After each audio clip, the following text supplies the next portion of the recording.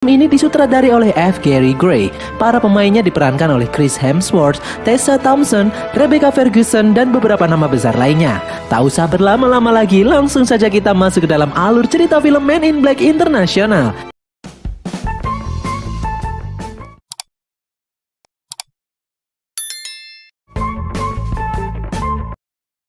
Di suatu malam yang dingin, tepatnya di Menara Eiffel, Paris, Prancis, dua orang agen MI5 yang bernama Agent T dan Agent H bekerja mencegah kedatangan alien yang bernama The Hive. The Hive merupakan makhluk terkecil di alam semesta yang datang bermaksud untuk memakan bumi dan seisinya. Tepat di saat mereka berdua berada di puncak Menara Eiffel, The Hive pun datang. Di puncak Menara Eiffel, mereka berdua bertarung dengan sengit melawan The Hive. Lalu scene berpindah di Brooklyn 20 tahun yang lalu. Di sebuah rumah kecil, keluarga itu didatangi oleh makhluk kecil yang aneh. Beberapa saat kemudian, orang tua pemilik rumah didatangi oleh agen MI5 dan dineuralisasi. Namun anak pemilik rumah yang bernama Molly berhasil menolong makhluk itu untuk kabur. Molly memperhatikan aksi dua orang bersetelan hitam yang menangani orang tuanya. Namun mereka tidak menyadari Molly yang melihatnya dan Molly tidak dineuralisasi. 23 tahun kemudian, Molly mendaftarkan diri ke FBI. Dia mendapatkan skor yang sangat tinggi. Di saat petugas FBI menanyakan di divisi mana Molly akan mendaftar, Molly menjawab divisi agen yang menangani alien dari angkasa. Sang petugas pun kebingungan dan Molly yang sadar apa yang dia cari tak ada di sana pun tidak jadi mendaftar. Akhirnya Molly malah bekerja di sebuah startup kesehatan menjadi customer service. Di saat sedang bekerja, Molly malah membuka aplikasi yang mampu meretas data milik NASA. Aplikasi itu menunjukkan adanya objek anomali yang bergerak tidak semestinya. Dia pun bergegas pulang untuk melacak lebih lanjut objek yang barusan dilihatnya. Objek itu turun di New York. Dia pun langsung menuju lokasi, menaiki taksi. Setibanya di lokasi, Molly tidak menemukan apa-apa. Namun akhirnya dia sadar bahwa itu adalah tirai hologram yang menyembunyikan sesuatu di dalamnya. Molly pun masuk menembusnya. Dan benar sekali, Molly melihat beberapa petugas MI5 sedang menjemput seekor alien yang baru saja mendarat. Di saat para petugas itu pergi, Molly pun mengejar mereka di belakangnya. Ternyata Molly sudah mempersiapkan kostum yang mirip sekali dengan agen MI5. Akhirnya Molly menemukan lokasi persembunyian markas MI5. Molly langsung masuk dan sok akrab dengan penjaga pintu MI5. Dia pun langsung masuk ke dalam lift. Molly tidak tahu kalau penjaga pintu MI5 hafal setiap nama anggota MI5. Alhasil Molly yang menyusup ke dalam dengan mudah ditangkap oleh petugas yang ada di dalam. Molly kemudian diinterogasi oleh pimpinan MI5, Agent O. Molly menjelaskan kalau seumur hidupnya dia habiskan untuk belajar dan berlatih agar bisa bergabung dengan organisasi ini. Karena Molly terobsesi dengan alien dan kehidupan di luar angkasa. Agent O menjelaskan kalau MI5 tidak membuka pendaftaran, mereka hanya merekrut seseorang yang dikehendaki. Agent O tidak bisa menerima Molly. Molly lalu menjelaskan kalau dia saat ini tidak memiliki kehidupan seperti manusia seharusnya. Saat ini dia sebatang kara, tanpa hewan peliharaan, tanpa teman, tanpa keluarga, tanpa kekasih. Dia tidak memilikinya. Dia tidak memiliki siapapun yang bakal merindukannya. Agent O yang mendengarnya pun merasa kasihan. Dan akhirnya Molly diikutsertakan dalam menjalani training agent baru dengan nilai yang fantastis. Agent O kemudian menerima Molly dan sekarang dia telah resmi menjadi Agent M. Agent M pun mempersiapkan diri dengan memakai setelan terakhir yang akan dia pakai seumur hidupnya. Untuk misi pertama kali, Agent O menugaskan Agent M yang merupakan karyawan baru MI5 untuk bertugas di MI5 cabang London. Karena Agent O mencium sesuatu yang mencurigakan dan dia ingin Agent M menyelidikinya. Dia pun bergegas untuk pergi menuju London menggunakan kereta api antar benua milik MI5. Ya benar sekali, kereta ini melesat dengan kecepatan super melintasi samudera menuju London dengan waktu yang cukup singkat. Dan sampailah Agent M di dalam markas MI5 cabang London. Sama seperti markas MI5 New York, di sana ramai sekali alien yang sedang mengurus perizinan tinggal di bumi. Agent M disambut oleh pimpinan MI5 cabang London, Agent T, dan menyuruh Agent M untuk melihat-lihat sekitar membiasakan diri. Di atas meja kerjanya, Agent M mendapat merchandise dari Agent T, sebuah kompas. Sementara itu di belahan bumi lain di kota Marrakesh, Maroko, dua alien kembar mengerikan datang ke bumi. Alien itu meniru bentuk manusia yang dia temui di sana dan membunuh orang itu hingga meleleh. Dua alien kembar itu menuju sebuah toko barang antik. Mereka mengancam pemilik toko. Mereka ingin menemui sang ratu. Pemilik toko pun membukakan pintu rahasia di belakang tokonya. Di dalam terdapat alien-alien kecil seukuran bidak catur. Alien kembar itu meminta informasi mengenai alien yang berasal dari planet Jababian. Mereka ingin membunuhnya. Si alien kecil yang berbentuk pion menolak untuk membantu dan membuat dua alien kembar itu pun marah. Kembali ke London, Agent H terlihat ngebut di jalanan karena sepertinya dia terlambat untuk berangkat ke kantor MIB. Di dalam kantor, Agent M melihat Agent H yang berjalan memasuki ruangan. Banyak alien betina yang tergila-gila pada Agent H. Agent M lalu diberitahu kalau Agent H dan Agent T adalah pahlawan dan pernah menyelamatkan dunia dari serangan alien jahat yang bernama The Hive dengan cerdik menggunakan senjata deatomizer seri 7. Agent M yang mendengarnya pun tertarik ingin belajar dengan Agent H. Di dalam ruangan rapat, ternyata benar Agent H terlambat mengikuti rapat penting itu. Di dalam rapat, Agent T membahas tentang rencana kedatangan seorang anggota kerajaan planet Jababian yang bernama Fungus, yang akan singgah 1 hari di bumi sebelum melanjutkan perjalanan menuju galaksi Centaurus. MIB ingin menolak kedatangan Fungus, tetapi kaum Jababian yang kejam. Di saat mereka marah, mereka bisa menggilas bumi dengan kapal perang mereka dengan mudah. Beruntung Agent H merupakan teman lama Fungus. Agent T memerintahkan Agent H untuk menemani dan mengawasi Fungus di saat dia ada di bumi. Beberapa saat kemudian, Agent M menemui Agent H yang tertidur di mejanya.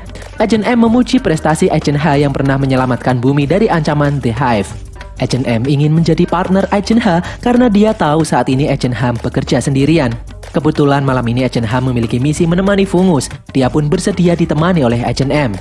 Malam harinya, Agent H dan Agent M menuju klub malam alien tempat Fungus singgah di bumi. Mereka berdua memasuki sebuah taksi. Bukannya berjalan, kursi di dalam taksi itu malah meluncur ke bawah tanah menuju sebuah ruangan rahasia. Di dalamnya terdapat banyak sekali alien-alien yang sedang berpesta. Agent H kemudian menemui kawan lamanya, Fungus. Fungus mencoba menggoda Agent M yang datang bersama dengan Agent H. Di dalam klub, Agent M melihat gerak-gerik dua orang yang mencurigakan. Mereka adalah dua alien kembar yang sebelumnya datang di Maroko. Di sisi lain, Agent H malah bersenang-senang dan tak peduli dengan sekitar. Fungus yang datang ke bumi memiliki maksud lain. Dia mencoba memberitahu Agent H, namun Agent H terlihat tak peduli, malah terus mencoba bersenang-senang. Fungus memegang tangan erat Agent H dan membaca pikirannya. Fungus terlihat kaget dengan keadaan Agent H saat ini yang sudah berubah. Dua alien kembar yang ternyata mengincar Fungus itu menembakkan sesuatu ke arah Fungus, menancap tepat di leher Fungus dan membuatnya pingsan. Agent H membawa Fungus menuju mobilnya. Beberapa saat berjalan, mobil itu meledak dan terlempar. Agent H dan Agent M pun bergegas mendekatinya.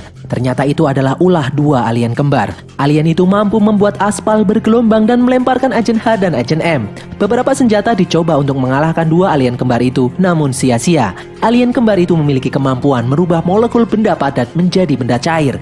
Agent M mencoba memeriksa keadaan Fungus. Saat didekati, Fungus memberitahu kalau Agent H telah berubah. Fungus tidak bisa mempercayainya lagi. Fungus kemudian memegang tangan Agent M dan merasakan kejujuran di dalam hatinya. Fungus pun dapat mempercayai Agent M.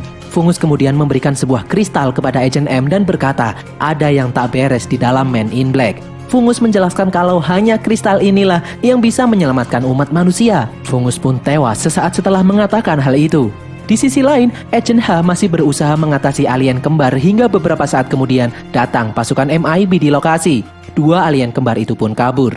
Agent C datang dengan terlihat marah karena Agent H gagal menjalani tugas melindungi Fungus selama di bumi. Agent C bertanya kepada Agent M apakah Fungus meninggalkan sesuatu sebelum meninggal. Agent M berbohong dengan mengatakan kalau Fungus tidak meninggalkan apa-apa dan tidak mengatakan apa-apa sebelum meninggal. Agent C yang tak mendapat petunjuk apapun terlihat marah dan mengancam akan melapor kelakuan Agent H dan Agent M kepada pimpinan MIB. Di dalam markas MIB, Agent M melihat lukisan Agent H dan Agent T yang mengalahkan The Hive, lalu melirik ke arah Agent H yang sangat tidak profesional di sampingnya. Agent M agak bingung bagaimana orang semacam ini bisa menyelamatkan dunia. Di kantornya, Agent T menjelaskan kalau kaum Jababian yang marah ingin MIB menyerahkan kepala Agent H dan Agent M yang mereka anggap sebagai penyebab kematian Fungus. Agent M yang mendengarnya pun ketakutan. Lalu datang Agent C yang berhasil mengidentifikasi si alien kembar yang membunuh Fungus. Dua alien itu merupakan alien yang berasal dari planet Draco. Agent H menyadari kalau planet Draco sudah hancur diserang oleh The Hive. Agent T lalu menjelaskan kalau The Hive tidak membunuh para korbannya, melainkan menginjeksi korbannya dengan DNA The Hive dan membuat korbannya tunduk menjadi budak The Hive, sehingga membuat alien kembar ini seolah-olah menjadi bagian tubuh luar The Hive. Agent C menganggap Agent H dan Agent M telah gagal melindungi Fungus. Dia ingin MIB memecat mereka berdua dan meneuralisasi mereka. Agent H dan Agent M berusaha menjelaskan sesuatu. Agent M kemudian bertanya, memangnya siapa saja yang mengetahui fungus semalam berada di bumi? Agent T menjawab kalau hanya segelintir pejabat MIB saja, tak ada orang lain yang tahu. Agent M kemudian menjelaskan, pasti ada orang dalam MIB yang membocorkan lokasi fungus kepada si kembar yang telah dirasuki oleh The Hive itu. Agent T kemudian memerintahkan Agent C untuk melacak pembunuh fungus dan menyuruh Agent M membantu pengembangan senjata yang bisa mengalahkan alien kembar itu. Untuk Agent H sendiri, Agent T merasa kecewa dengan kinerja Agent H yang sudah berubah. Bukan Agent H yang dulu dia kenal saat beraksi mengalahkan The Hive 3 tahun lalu. Agent H kemudian meminta satu kesempatan lagi untuk memperbaiki semua yang terjadi dan kemudian keluar dari ruangan itu. Di tempat lain, Agent H mengambil sebuah benda kecil menyerupai pedang yang telah membunuh fungus malam sebelumnya. Agent H mengajak Agent M untuk menemaninya menyelidiki kasus ini. Agent H mengetahui racun yang digunakan untuk membunuh fungus. Agent H mengajak Agent M menuju suatu tempat menggunakan kereta berkecepatan tinggi. Mereka berdua menuju Marrakesh, Maroko. Di sana Agent H menemui teman lamanya yang bernama Nasir dan Basam, yaitu seekor alien yang menyamar menjadi jenggot. Nasir sedang memperbaiki motor alien milik mereka. Basam menyinggung tentang mantan pacar Agent H yang seorang alien wanita kejam penjual senjata antar galaksi. Agent M yang mendengarnya pun penasaran. Agent H lalu bergegas meninggalkan tempat itu dan pergi melanjutkan misinya. Di dalam kantor MIB, Agent C melihat rekaman fungus menyerahkan sebuah kristal kepada Agent M sebelum dia meninggal. Di Maroko, Nasir dan Basam melihat dua alien kembar berjalan melewati mereka. Nasir dan Basam merencanakan sesuatu. Di tempat lain, Agent H dan Agent M sampai di sebuah toko barang antik. Di dalam mereka melihat pemilik toko yang tewas meleleh. Agent H dan Agent M pun masuk ke dalam ruangan rahasia toko itu.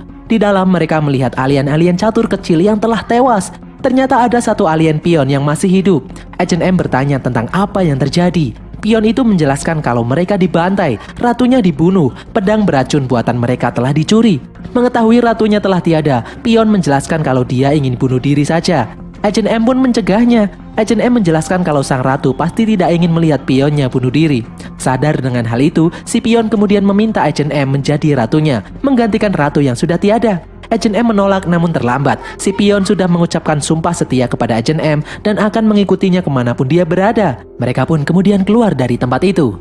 Di luar, Agent H ternyata mengambil kristal yang diberikan oleh fungus dari kantong Agent M. Agent H sudah menyadari Agent M menyimpan kristal itu selama ini dan Agent H menganggap kristal itu adalah sebuah petunjuk. Beberapa saat kemudian, muncul banyak sekali mobil agen MIB mengepung mereka berdua. Di dalam markas, Agent T mencoba menghentikan aksi Agent C yang main hakim sendiri terhadap Agent H dan Agent M. Agent C melihat sesuatu yang mencurigakan karena Agent H dan Agent M menyembunyikan sesuatu darinya. Agent C menunjukkan rekaman Agent M menerima kristal dari tangan fungus. Agent C menyelidiki kalau fungus telah mencuri kristal itu dari divisi persenjataan Departemen Perang Bangsa Jababian dan membawanya ke bumi, lalu kemudian menyerahkannya ke Agent M sebelum dia meninggal. Agent T yang melihatnya pun marah karena dari kemarin dia baru diberitahu soal ini. Agent C kemudian menjelaskan kalau apa yang diutarakan Agent M sebelumnya ada benarnya juga, dan saat ini dia tidak bisa mempercayai siapapun di dalam kepemimpinan MIB, termasuk Agent T. Jika Agent T menghalangi jalannya, maka Agent C akan mencurigai Agent T juga terlibat konspirasi ini. Agent T yang tidak bisa apa-apa mempersilahkan Agent C melanjutkan misinya. Di Maroko, Agent T memberitahu Agent H lewat komunikasi jarak jauh, menyuruh Agent H untuk kabur menjauh mencari lokasi yang aman karena mereka berdua sedang diincar oleh Agent C. Agent H kemudian memiliki ide lalu menyerahkan kristal kembali kepada Agent M dan mereka berdua pun berpencar. Agent H mengalihkan perhatian Agent MIB yang mengincarnya, sedangkan Agent M berjalan menuju tempat yang aman. Agent H meminjam motor milik Nasir lalu kemudian melesat. Di tempat lain ternyata Agent M diikuti oleh dua alien kembar. Hampir saja Agent M diserang oleh alien kembar itu. Agent H datang menolongnya dan membawa mereka kabur menggunakan motor Nasir yang ternyata memiliki kemampuan melesat dengan sangat cepat. Mereka berdua mendarat di tengah-tengah gurun pasir dan jatuh. Di saat sedang kebingungan, Agent M melihat kristal Jababian yang bergerak-gerak. Dia kemudian mengambilnya dan tiba-tiba kristal itu berubah menjadi sebuah senjata yang besar dan aneh. Di tengah-tengah senjata itu terdapat sebuah bola bercahaya. Setelah diteliti, itu merupakan sebuah bintang yang dikompresi menjadi kecil dan dimasukkan ke dalam sebuah senjata yang ditenagai oleh bintang. Agent M kemudian mencoba senjata itu dengan level yang paling rendah. Setelah ditembakkan, senjata itu membuat kerusakan yang sangat besar, membuat lubang raksasa di tengah-tengah gurun pasir. Sore harinya, Agent H penasaran kenapa Fungus memberikan senjata yang sangat berbahaya itu kepada orang yang baru dia kenal, bukannya kepada dirinya yang sudah kenal Fungus sejak lama. Agent M menjelaskan kalau Fungus sebelumnya berkata kalau Agent H sudah berubah, Fungus tidak bisa mempercayai Agent H lagi. Agent M meragukan kemampuan Agent H yang gegabah dan arogan. Di saat mereka berbincang-bincang, dari dalam botol minuman muncul Basam yang kemudian mencuri kristal Jababian dan kabur. Malam harinya, Agent H dan Agent M yang akhirnya selesai memperbaiki motor alien itu berencana mengambil kembali kristal Jababian. Agent H tahu kalau Nasir dan Basam pasti telah menyerahkan kristal Jababian kepada seseorang yang dia kenal, yaitu mantan kekasihnya dulu yang seorang alien kejam pedagang senjata antar galaksi. Agent M yang mendengarnya kemudian tertawa mengetahui tingkah Agent H yang pernah mengencani alien. Agent H bertanya apakah Agent M pernah jatuh cinta. Agent M menjelaskan kalau cinta tidaklah nyata, itu hanya reaksi kimia di otak yang tidak bisa dipercaya dan tidak berguna. Agent H merasa kasihan dengan Agent M. Setelah mereka berhasil memperbaiki motor alien itu, mereka pun bergegas untuk pergi. Keesokan harinya di sebuah benteng di tengah laut, Agent H datang menggunakan perahu. Agent H dengan dikawal beberapa alien mendatangi sang pedagang senjata antar galaksi sekaligus mantan kekasihnya yang bernama Riza Stavros. Ternyata dari bawah kemudi kapal muncul Agent M yang juga menyusup ke tempat tersebut. Di dalam, Agent H berhasil menemui Riza. Agent H menjelaskan kalau sekarang dia sudah tidak bekerja dengan MIB lagi. Agent H memberikan sebuah hadiah alien pion kecil untuk Riza. Riza terlihat menyukai hadiah dari Agent H. Sementara itu, di tempat lain, Agent M menyusup ke dalam benteng dengan memanjat tebing. Namun ternyata Riza mencium gerak-gerik mencurigakan. Riza kemudian mengusir Agent H untuk pergi. Riza menjelaskan kalau kedatangan Agent H pasti ada maunya. Apalagi Agent H muncul setelah Riza baru saja mendapatkan kristal senjata bintang dari Jababian. Agent H pun diusir dan diantarkan kembali ke perahu miliknya. Agent H kemudian menghajar anak buah Riza dan berjalan kembali ke dalam benteng milik Riza. Di dalam ruang kontrol, Agent H mematikan sistem persenjataan benteng Riza dan membuat Agent M leluasa memasukinya. Dalam ruangan, si pion berhasil kabur. Riza yang melihatnya pun mengejar pion yang berlarian itu. Beberapa saat kemudian, Agent M berhasil masuk ke dalam ruangan Riza dan mengambil kembali kristal Jababian. Namun aksinya ini ketahuan oleh Riza. Mereka berdua kemudian bertarung. Di tempat lain, Agent H juga berhasil ditangkap oleh alien anak buah Riza. Riza yang memiliki 3 lengan berhasil membuat Agent M kesulitan. Namun Agent M mampu mengatasinya. Di saat Agent M hendak pergi membawa kristal Jababian, anak buah Riza datang dengan menawan Agent H. Agent M terpaksa menyerahkan kembali kristal itu ke tangan Riza. Di saat alien anak buah Riza akan membunuh Agent H, Agent M teringat dengan alien kecil yang dulu dia selamatkan. Ternyata benar, anak buah Riza di depannya adalah alien yang dulu dia selamatkan. Alien itu ingat dengan menyebut nama Molly. Alien itu terlihat bahagia karena akhirnya bisa kembali bertemu dengan Molly. Alien itu kemudian berbalik mengancam Riza untuk mengembalikan kristal Jababian kepada Agent M dan membiarkan mereka pergi. Saat sedang berjalan di tepi pulau, tiba-tiba Agent M dan Agent H dihadang oleh alien kembar yang bermaksud mengambil kristal Jababian. Agent M pun mengeluarkan kristal Jababian dan mengancam si kembar. Lalu tiba-tiba dari belakang, alien kembar itu ditembak dari jauh oleh beberapa orang dan memusnahkannya. Ternyata itu adalah para agent MIB yang dipimpin oleh Agent T yang menolong mereka. MIB berhasil mengembangkan senjata yang mampu memusnahkan alien kembar itu. Agent M kemudian menyerahkan kristal Jababian ke tangan Agent T dan mereka pun kembali ke dalam markas MIB. Di dalam markas, Agent T menyerahkan kristal Jababian untuk dikembalikan kepada bangsa Jababian dan merayakan keberhasilan Agent H dan Agent M yang telah menyelamatkan bumi. Namun entah mengapa, Agent M merasa ada yang tidak beres dengan semua ini. Agent M menyadari kalau si alien kembar membutuhkan kristal Jababian bukan untuk diserahkan kepada The Hive, melainkan akan digunakan untuk membunuh The Hive. Agent M juga curiga kalau si alien kembar juga korban The Hive dan tubuh mereka tidak disusupi oleh The Hive. Saat Agent H memeriksa data DNA si alien kembar, ternyata file itu telah dihapus. Dan satu-satunya orang yang berhak menghapus file adalah si pimpinan alias Agent T. Agent M curiga bagaimana bisa Agent T mengetahui lokasi mereka saat terakhir di benteng Riza. Agent M menyadari kalau kompas hadiah pemberian Agent T adalah sebuah alat pelacak. Di saat mereka berdua memeriksa kotak penyimpanan kristal Jababian, benar sekali, kristal itu telah lenyap. Agent M dan Agent H yakin Agent T adalah pengkhianat selama ini. Lalu datang Agent C yang menyadari kalau Agent T saat ini pasti menuju Paris menyambut kedatangan The Hive. Agent H dan Agent M pun bergegas pergi menuju Paris mengendarai mobil super milik MIB. Dengan memencet tombol merah, mobil itu pun berubah bentuk menjadi pesawat berkecepatan tinggi dan melesat menuju Paris. Di perjalanan, Agent C memberitahu bahwa sebuah portal antar galaksi telah diaktifkan di Paris. Di dalam mobil, Agent H masih tidak percaya kalau Agent T mengkhianatinya. Padahal 3 tahun lalu dia dan Agent T pernah mengalahkan The Hive dengan cerdik menggunakan senjata The-Atomizer seri 7. Di saat Agent M penasaran detail kejadian masa lalu itu, Agent H malah mengulangi kalimat yang sama, yaitu dengan cerdik menggunakan senjata The-Atomizer seri 7. Dan sampailah mereka di Menara Eiffel, Paris. Di dalam lift, Agent M kembali bertanya cara mengalahkan The Hive. Agent H lalu menjawab hal yang sama lagi, yaitu dengan cerdik menggunakan senjata The-Atomizer seri 7. Hal ini membuat Agent M sadar kalau 3 tahun lalu mereka tidak mengalahkan The Hive. Agent M kemudian sadar kalau Agent T pasti sudah meneuralisasi Agent H untuk melupakan masa lalu dan membuatnya inkompeten dalam bekerja. Sehingga sebelumnya dia selalu ceroboh dan arogan dalam pekerjaan. Sesampainya di puncak Menara Eiffel, ternyata benar, di sana sudah ada Agent T yang menanti mereka. Agent T membuka portal memanggil The Hive untuk datang ke bumi. Saat didekati, Agent T berubah bentuk menjadi wujud yang mengerikan. DNA-nya telah dirasuki oleh The Hive. Monster T menyerang Agent H dan lalu berjalan menuju portal untuk menyerahkan kristal Jababian kepada The Hive. Agent M yang berusaha menyerang Monster T malah terlempar memasuki portal menuju The Hive. Beruntung si pion berhasil menyelamatkan Agent M, menariknya kembali memasuki bumi.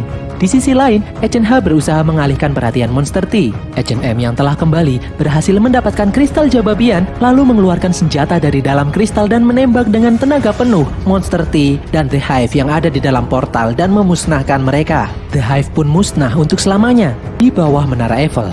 Agent M ditemui oleh pimpinan MIP New York, Agent O, yang bangga dengan prestasi Agent M. Agent O kemudian memberi Agent M sebuah neuralizer dan menyuruhnya untuk kembali bertugas di MIP cabang New York. Agent O juga memberitahu kalau semua staf MIP London menginginkan Agent H untuk menjadi pimpinan mereka di MIP London. Di pagi harinya, Agent M ingin mengucapkan terima kasih dengan menyupiri Agent H kembali ke kantor London untuk terakhir kalinya. Dan berakhirlah alur cerita film Men in Black International